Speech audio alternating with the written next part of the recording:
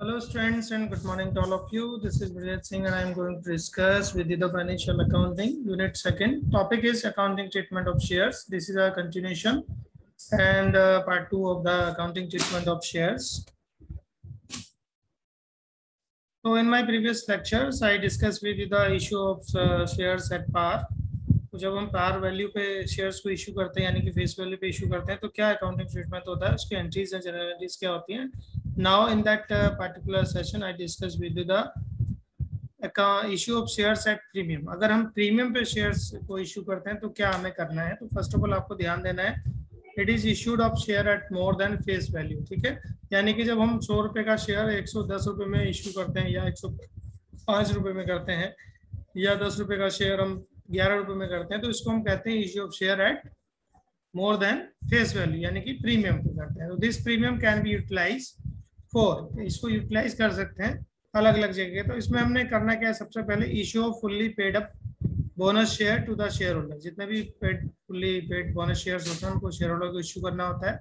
Right off preliminary expenses of the company, company के preliminary expenses को write off करना है. Then third thing write off security, है ना, security issue expenses, commission paid, discount on issue of securities etc.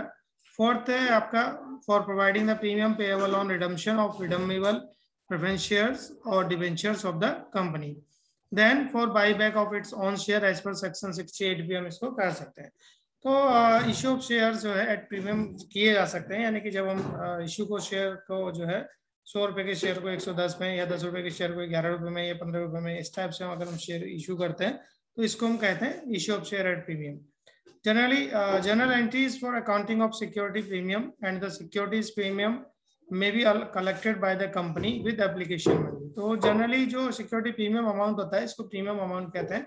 तो ये जो है सिक्योरिटी प्रीमियम में भी कलेक्टेड है by the company on application. Application पे जनरली इसको कलेक्ट किया था, या अलॉटमेंट में कर सकते हैं या फर्स्ट कॉल में कर सकते हैं या फाइनल कॉल में, depends upon the terms of issue of share. तो किसी भी जगह हम जो है सिक्योरिटी अमाउंट को जो है रिसीव कर सकते हैं. तो जनरली अलॉटमेंट में ही रिसीव होता है, लेकिन अगर कोई कंपनी इसको eight the time of issue जब करती है उसमें दिखाती है कि हम इसको प्रीमियम को में कर रहे हैं या इसमें कर रहे हैं, तो अलॉटमेंट में या फर्स्ट कॉल में या फाइनल कॉल में या एप्लीकेशन पे कहीं पर भी वो पैसे को लेना चाहती है सिक्योरिटी प्रीमियम को तो ले सकते हैं. But it is mentioned in the at the time of issue of share. तो if question is silent regarding for the security of premium amount due, अगर यहाँ पर कहीं नहीं दिया है क्वेश्चन में कि कहाँ पर लेना है, तो it is assume that security premium money is due with allotment. तब केवल हम इसको अलॉटमेंट पे ही लेंगे अगर क्वेश्चन में कहीं पर भी ये नहीं बताया गया है कि कहाँ पर सिक्योरिटी मनी ली गई है. तो following are the various situation of security premium receive with application, allotment and calls. अलग अलग हो सकता है. अगर हम सबसे पहले देखेंगे for application money, bank account debit to application account debit credit होता है. तो ये आपको पता है, इसी टाइप की एंट्री करनी है. तो जितने की भी आपकी एप्लीकेशन है, ठीक है, वो आपकी आ जाएगी. तो बैंक में पैसा आएगा और टू शेयर एप्लीकेशन. एक्सेप्टेंस और एप्लीकेशन में जाएंगे. अगर हम सिक्योरिटी प्रीमियम एप्लीकेशन में लेते हैं तो ये एंट्री बनेगी share of application account debit to share capital account to security premium account. अगर एप्लीकेशन में सिक्योरिटी प्रीमियम नहीं है तो हम इसको हाइड कर देंगे, फिर इसको दिखाने की जरूरत नहीं पड़ेगी. ठीक है, तो सिक्योरिटी प्रीमियम को यहाँ पर हम नहीं दिखाएंगे. दूसरा है for allotment money due. Allotment money due करनी है तो for share allotment account debit to share allotment. ठीक है, तो फिर यहाँ पर टू शेयर कैपिटल आ जाएगा और टू सिक्योरिटी प्रीमियम अकाउंट आ जाएगा. तो ये बाई मिस्टेक अलॉटमेंट है, तो शेयर कैपिटल अकाउंट यहाँ लिखना है और फिर सिक्योरिटी प्रीमियम अकाउंट लिखना है. फिर on receipt of allotment money bank account debit to share allotment with security premium, जो भी अमाउंट है आपका वो भी यहाँ पर मिल जाएगा. For calls of money due, अगर हम कॉल्स की ड्यू करते हैं, calls share calls account debit to share capital account to security premium account. और फिर on receipt of calls money, तो bank account debit to share calls account आपका यहाँ हो जाएगा और सारा पैसा कॉल्स के साथ मिल जाएगा. ठीक है, तो इस तरह की जो अमाउंट है वो आपको यहाँ पर मिल जाता है. अलग अलग तरीके की जो सिक्योरिटीज है वो आपको दिखने को मिल जाती है.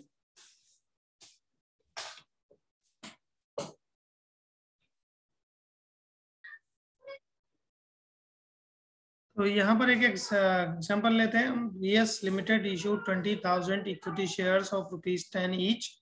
ठीक है, 10 रुपए का एक शेयर है, 20,000 शेयर्स उन्होंने इश्यू किए हैं एट प्रीमियम ऑफ ₹3, 3 रुपए का प्रीमियम है। पेएबल एज कैसे मिलना है? On application ₹4, on allotment ₹5, including security premium reserve. ठीक है, यहाँ पर प्रीमियम आपका जो है मिलेगा। तो कितने रुपए का प्रीमियम है? 3 रुपए का प्रीमियम है। ठीक है, तो किस पे इंक्लूड है? अलॉटमेंट में। तो 2 रुपए का अलॉटमेंट, 3 रुपए का आपका प्रीमियम होगा, तो कुल 5 रुपए का अलॉटमेंट आपका बन जाएगा। रिमेनिंग फर्स्ट कॉल पे ₹2 है, फाइनल कॉल पे भी ₹2 है। तो 4 + 2 + 2 + 2 यानी कि आपका हो जाएगा, ये हो जाएगा 9 + 2 11 + 2 13। तो 10 + 3 हो गया ₹13 का पूरा जो अमाउंट है वो आपको दिखता है। अब इसमें करना क्या है? सबसे पहले आपने एप्लीकेशन देखनी है। तो बैंक अकाउंट डेबिट 80,000 है, तो 20,000 × 4 आप कर देंगे, लिखा भी है बीइंग, और 2 equity share application money, application account आप लिखते हैं। Being the application money received for ₹20,000 equity shares of at ₹4। अगर इक्विटी शेयर्स हैं तो नाम लिख देंगे, इक्विटी शेयर्स हैं। Bank account debit 2 equity share application account debit लिखेंगे। अगर नहीं लिखा है इक्विटी या प्रेफरेंस शेयर तो सीधे हम जो है आपका शेयर एप्लीकेशन लिखते हैं। ठीक है, तो being the application money received on 20,000 equity share eight ₹4 पर इक्विटी शेयर, तो 20,000 × 4 आपने किया तो ₹80,000।